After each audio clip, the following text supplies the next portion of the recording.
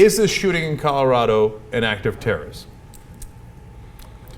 I don't think it's an act of terrorism. I think it's an act of derelict. I mean, of somebody who's just crazy and did this, and I'm not here to define what terrorism is, but he doesn't seem to have an agenda. Terrorism always seems to have an agenda. See, but that's the interesting part, right? So I'm asking questions more than I'm answering them, but in this case, if he wrote a manifesto and has a cause, does that make him a terrorist? Or does he have to conspire with someone else?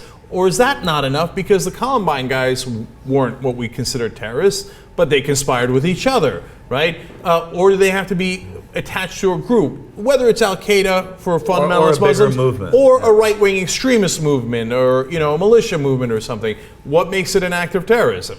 I'm not really sure. I think a lone wolf is generally not a terrorist. He's a terror, but not a terrorist as we define it today. And I think this guy seems like he was a lone wolf. He didn't. It's early in the story. I don't know that we've heard everything about him. He booby-trapped his apartment. We're going to know a lot more about what brought him to do this, but probably we won't ever know what brought him to do this. Yeah. I mean, I think, generally, I think in the traditional sense, terrorism has some kind of political agenda attached to it. At the same time, because of a lot of the stories we do and all, I find the whole term of terrorism problematic. Anytime you're hurting or killing people, there is terror involved.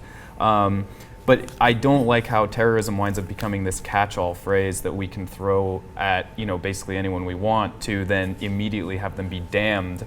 And so whatever we want to do to them is then justified because they're a terrorist. Right, and if they're not in the category that we want to do propaganda against, then they get removed from terrorists. So all the abortion clinic bombers, right, they almost never get called terrorists when they clearly would meet the definition of terrorist in this country. Now, does anyone dispute that if this guy was Muslim, that every single news outlet would have been calling it terrorism by now? It would definitely be much more likely. It would be more likely. I think it's a hypothetical. I think when that guy shot up at Fort Bragg, the shrink who went out and shot everybody, he was Arab or Muslim, and people were more likely to call it an act of terrorism. Say that we shouldn't have Fort Hood. I'm sorry, that we shouldn't have Muslims in the military.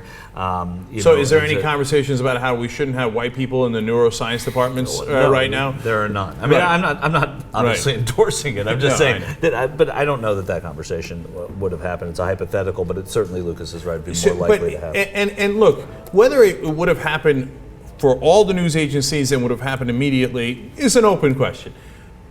Whether they tend to call white Christian shooters lone wolf as opposed to Muslim shooters 100%, terrorists, that's not an open question. Not an open question. Okay, that's not and that certain people would have jumped on it right away. Yes. And so, and again, we don't know if he's connected. I don't know what you think of the word terrorism, as Lucas points out here, and how you would categorize it. But there is just absolutely no consistency in who we call terrorists in the U.S. media. And does their race or their ethnicity or their cause make a difference in how we characterize them? Absolutely. And if it was a guy named Abdullah Muhammad that walked into a movie theater and shot 50 people and killed 12 of them, including kids, right now there would be no talk from the Republicans about not politicizing it. They would be massively politicizing it immediately. Some might have already begun to advocate for hitting Iran.